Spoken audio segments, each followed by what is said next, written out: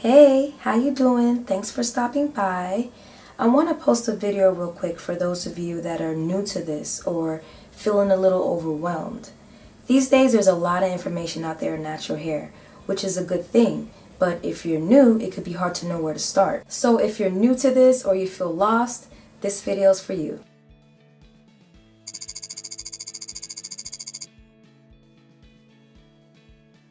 Quit putting your hair down. You know natural hair is alive and can hear you, right? The only way you're ever going to achieve anything is if you believe it first. It's impossible to properly take care of something you don't like. So show your hair some love, take good care of it and yourself, and see where it goes. This is what my hair looked like when I first went natural. I didn't worry too much about the unknown.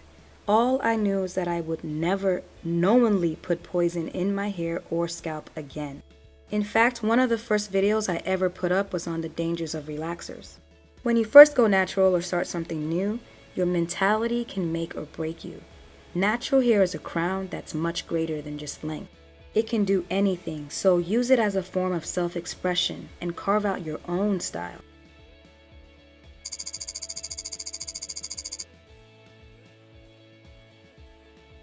Knowing when and how to cleanse your hair is vital to a successful hair journey. It's not so much about how often you wash your hair.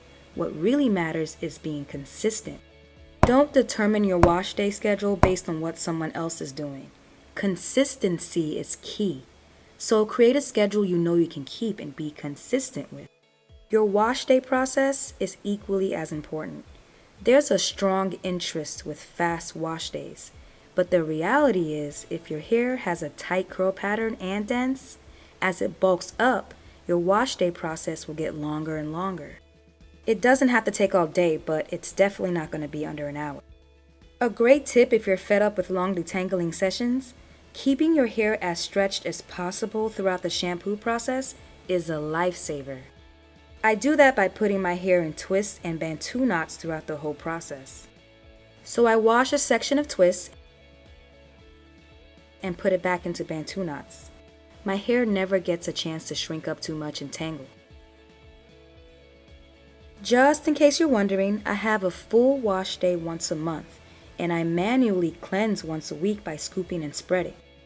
Below is a video that goes over in detail how I scoop and spread, and what my hair looks like after a whole month of doing it. My wash day process usually looks like this. Since it's once a month, I really try to make it count and give my scalp and hair extra TLC. Below is a link to a video on my onion juice recipe. I'm going to be posting a video on my updated version and different ways you can customize the recipe. I'm also going to be posting a video soon on how I stretch my tightly textured, dense hair without heat, and I'll leave the link to that video below.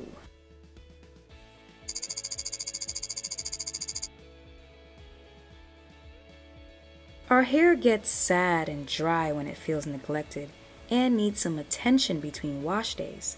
Not too much attention, just some. Our hair is so much like a plant, so if you leave it to dry out, it will get brittle, rough, and lifeless. So the goal is to stay ahead of dryness and never let it get to that state. Staying ahead of dryness will make your life a lot easier.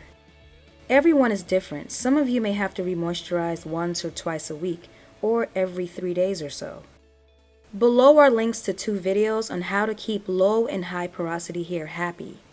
If you're having a real hard time keeping your hair moisturized and lubricated, these videos are for you.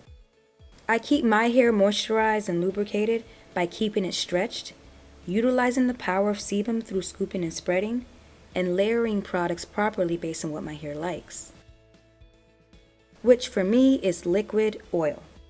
So altogether, I only interact with my hair about once a week. So that's it. If you're just starting out or you feel lost, start with focusing on keeping your hair clean and from ever drying out. You can make tweaks over time as you get to know your hair. Stay tuned to the next video where I'm going to talk about the benefits of hair treatments and which ones to focus on, if it's really that important to trim your ends, and my views on hairstyling. I hope this video was helpful. As always, thanks for watching. See you in the next video.